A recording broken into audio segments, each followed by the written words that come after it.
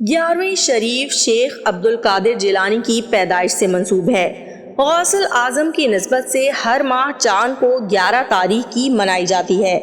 عموماً اسی محافل میں نعت خوانی، مناقبت، ذکر و اذکار اور صلاۃ و سلام پڑھا جاتا ہے۔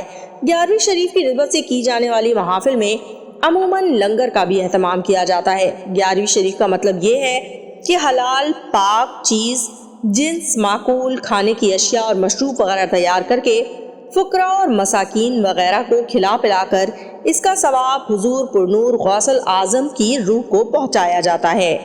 11ویں شریف کی وجہ تسمیہ۔ 11ویں شریف کی وجہ تسمیہ یہ کہی جاتی ہے کہ آپ ہر ماہ میں 11 تاریخ چاند کو عرس رسالت مآب صلی اللہ علیہ وسلم کیا کرتے تھے۔ اس وجہ سے 11ویں آپ کے نام سے مشہور ہے۔ 11ویں شریف ایصال ثواب کی ایک خاص قسم ہے اور ایصال ثواب قرآن و حدیث سے ثابت ہے۔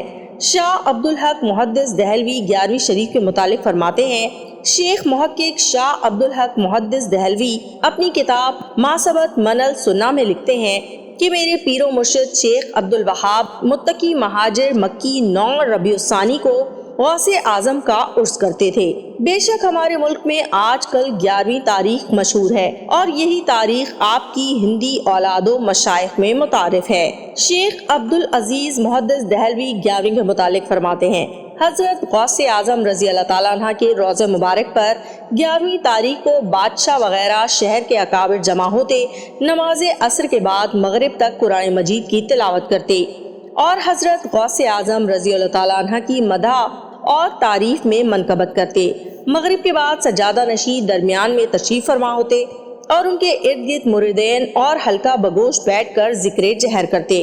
اسی حالت میں بعض پر وجدانی کی کیفیت طاری ہو جاتی۔ اس کے بعد طعام شیرنی جو نیاز تیار کی جاتی تقسیم کی جاتی اور نماز عشاء پڑھ کر لوگ رخصت ہو جاتے۔